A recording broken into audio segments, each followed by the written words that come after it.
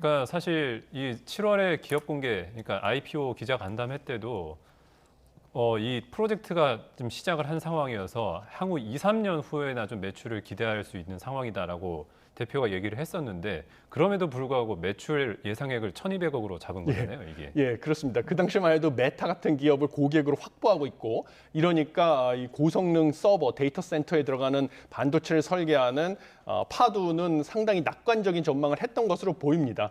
그리고 문제는 지금 투자자들이 크게 불만을 제기하고 있는 이유는 이 파두가 상장할 당시에만 하더라도 그 상장 주관사들이 2분기에 이 부진한 실적, 2분기 매출이 5,900만 원에 불과했다는 것은 정말 터무니없게 낮은 수준이잖아요. 그래서 이것에 대한 정보가 충분히 상장을 주관한 회사들에게는 제공이 됐을 것으로 예측을 하는데 이것에 대해서 투자자들에게 어떠한 언급이라든지 뭐 이런 암시 이런 거를 전혀 정보를 주지 않았다는 것, 이것에 대해서 상당히 분개하고 있는 것으로 알고 있습니다.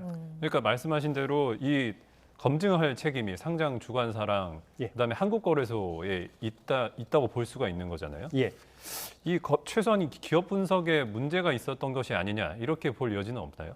예, 저도 그런 점에서는 사실 의심을 하고 있습니다.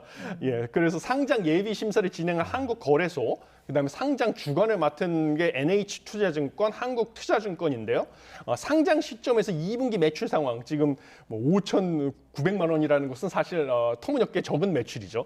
이 매출 상황에 대해서 분명히 알고 있었을 가능성이 크고 이것에 대한 불확실성에 대해서 투자자들에게 명료하게 알려줬어야 되는데 이런 부분을 제외하고 파두가 올해 뭐 터무니없게 그 1,200억 원이라는 연매출 예상치 이런 것만 강조를 했다 보니까 당연히 상장 예비 심사 진행한 한국거래소, 상장 주관사들 또 책임이 있다라는 것이 지금 주장입니다. 그래서 이것을 인지하고 금융당국에서도 지금 이 과정을 살펴보겠다라는 발표가 있었습니다. 예, 결국에는 IPO를 담당했던 NH투자증권 그리고 한국투자증권 비판을 좀 피하기 어려워 보이는데 일단은 말씀하셨듯이 금융당국이 결국에 나섰습니다.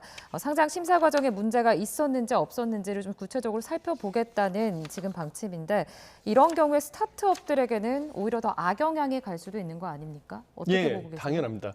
특히 제가 보기에는 우리나라 상대적으로 지금 낙후가 돼 있는 반도체 설계 업체들, 팹리스 기업들 같은 경우 가장 큰 타격을 받을 것이 불가피합니다. 반도체 설계 업체 같은 경우는 반도체를 제조하는 것이 아니기 때문에요. 뭐 설비라든지 기계 이런 것들을 담보로 제공을 하고 자금을 조달하는 게 불가능합니다. 그렇기 때문에 특히 팹리스 기업 이런 팹리스 기업들 같은 경우에는 이제 상장을 통해서 투자 자금을 조달하는 것이 향후 성공 여부를 가늠할 수 있는 주요 지표였는데요. 지금 이 같은 업종에 있는 파두가 이렇게 큰 실망을 주면서요. 당연히 팹리스의 그 신생 업체들에 대한 투자에 대한 우려도 커졌고 금융당국에서도 일제 상장을 앞두고 이 업체의 수익성이라든지 전망을 면밀하게 들여다보겠다고 하니까 이 팹리스 업체 입장에서는 자금 조달을 위한 수단은 상장밖에 없는데 상장이 점점 어려워지고 상장을 한다 하더라도 이게 흥행을 이루기가 어렵지 않습니까? 그래서 이 팹리스 관련 스타트업 기업들에게는 상당히 악재로 작용할 것으로 보입니다. 그렇군요.